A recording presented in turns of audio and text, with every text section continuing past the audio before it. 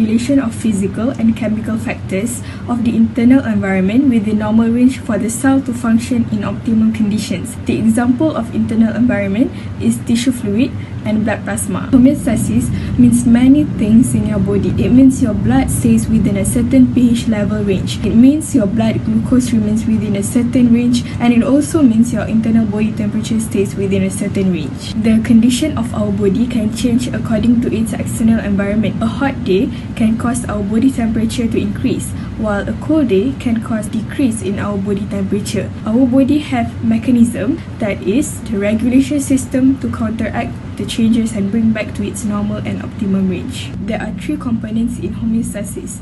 First, the receptor. The receptor will detect any changes and send nerve impulse to the brain. The brain will then determine the appropriate response and will send the signal to the effector. The effector will adjust accordingly so the body is stabilized. The negative feedback loop will then continue its cycle. There are four organ systems involved in maintaining the internal environment. First, body temperature. Body temperature will be regulated by the integumentary system, which involves skin, sweat glands, and nervous system. Secondly, blood sugar level will be regulated by endocrine gland, circulatory system, and digestive system. Thirdly, partial pressure of carbon dioxide in blood will be regulated by respiratory system, circulatory system, and nervous system. Lastly, blood pressure is regulated by circulatory system and nervous system.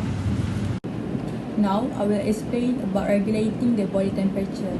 So, maintaining the body temperature at a fixed range is important so that cell metabolism reactions that are catalyzed by enzymes occur at optimal levels. Temperature that are too high will denature the enzymes, while low temperature will slow down the metabolic activity of the cell and also will prevent it from carrying out cell processes.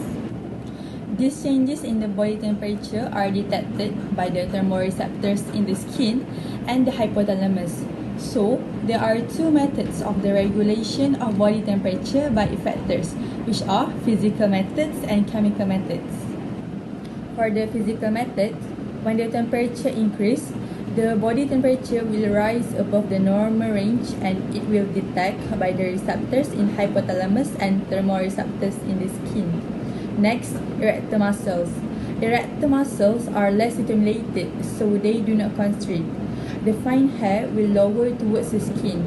As a result, a thin layer of air is trapped between the fine hair, so heat will be released quickly. For the skeletal muscles, it will contract and relax less, and the body does not shiver. Next, arterioles. Arterioles in the skin will dilate to allow more blood to flow to the skin surface. This is called vasodilation. More heat is lost to the external environment through radiation. Lastly, the sweat glands. The sweat glands are stimulated to produce more sweat. Heat is absorbed to evaporate sweat, and this will cool the skin. So for the chemical methods, the adrenal glands are less stimulated to secrete adrenaline and the metabolic rate is decreased.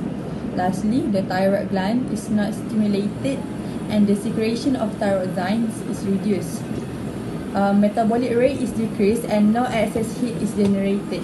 When the temperature decreases, the body temperature will drop below the normal range. Erector muscles are stimulated so they contract and causing fine hair to stand erect.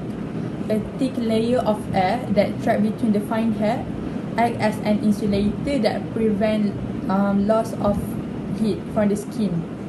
Next, arterioles in the skin are constrict. This is called vasoconstriction. Less blood will flow to the skin, so as a result, less heat is lost to the external environment. The skeletal muscles will contract and relax, and the body will shiver. This will generate heat and cause the body temperature to raise because of the constriction of the muscles that requires energy. Lastly, the sweat gland is not stimulated, so the sweating does not happen. For the chemical methods, the adrenal glands are stimulated to secrete more adrenaline. These hormones speed up the conversion of glycogen to glucose. Metabolic rate increases and the oxidation of glucose releases heat to warm the body. Lastly, the thyroid glands is stimulated to secrete more thyroxines, which will increase the metabolic rate. More heat is generated for the body. Regulation of blood sugar level. Pancreas is the organ responsible for maintaining blood sugar level within the normal range, which is 75 to 110 milligram per 100 milliliter. The Langerhans cells in the pancreas is the one that secrete hormone called insulin and glucagon into the bloodstream to regulate blood sugar level.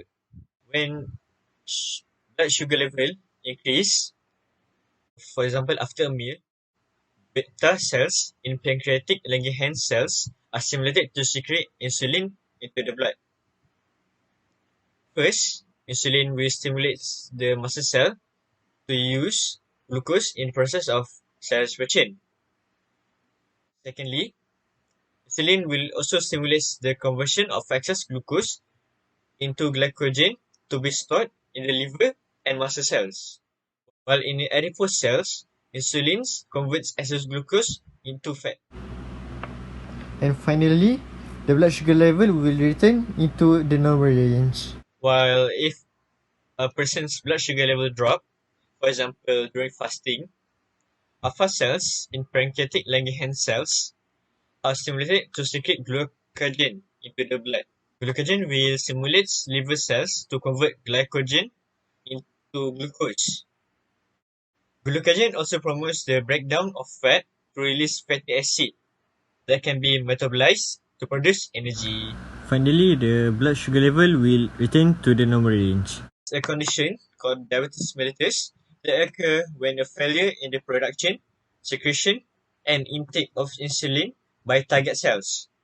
The blood sugar level of a diabetic patient is usually higher than normal and unstable after a meal. The person will feel thirsty, tired, fatigued, and experience weight loss. Fortunately, diabetes mellitus can be controlled through insulin injection, pills that lower blood sugar, and a proper diet.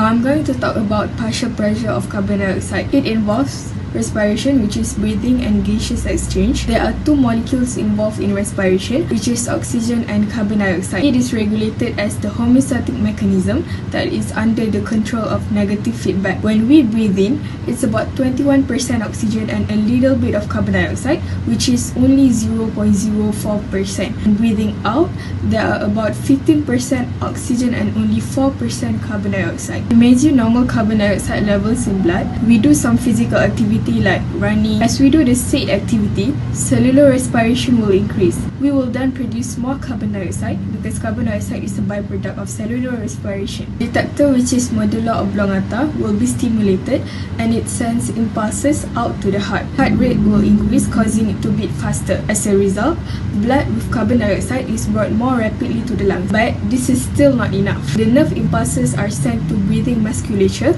so we can breathe faster. Our breathing rate will increase, causing us to pant after we exercise. In a more specific way of explaining the partial pressure of carbon dioxide is that carbon dioxide will dissolve in blood plasma to form carbonic acid. It will then be broken down into hydrogen ions and bicarbonate ring. Then pH values of blood and tissue fluid that flood the brain will decrease. This change in pH is detected by the central chemoreceptor in medulla oblongata. Nerve impulses are then triggered and sent to the respiration control center and cardiovascular control center inside medulla oblongata. Then it will send signals to intercostal muscle, diaphragm, and cardiac muscle can contract and relax quickly. It will then lead to an increase of breathing rate, heart rate, and ventilation rate. More carbon dioxide gas will be expelled from the lungs. Finally, carbon dioxide and pH level will go back to its normal state. Blood pressure regulation mechanism.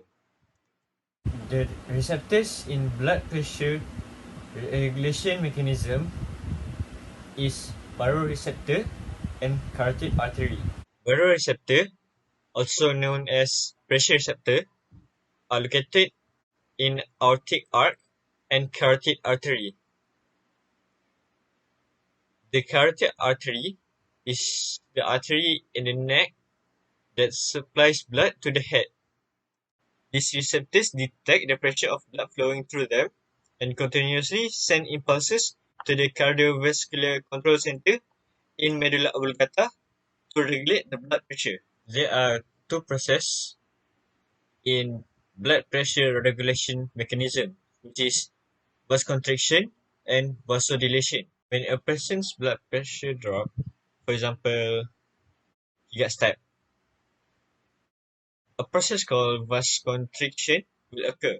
At first, the baroreceptor in the aortic arc and carotid artery are less stimulated.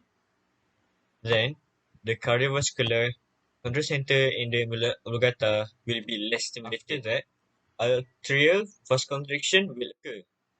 This adds resistance to the blood flow of the bloodstream and contraction of cardiac muscle will occur. Finally, the blood pressure will increase to the normal range. While if a person blood pressure increase, for example during vigorous activity, the baroreceptor in the aortic arc and carotid artery are stimulated. Then, the cardiovascular control center in the medulla oblongata will be more stimulated. After that, vasodilation will occur. This reduces the resistance of the blood flow in the bloodstream, and weak contraction of cardiac muscle will occur. Finally, the blood pressure will drop and blood pressure returns to the normal range.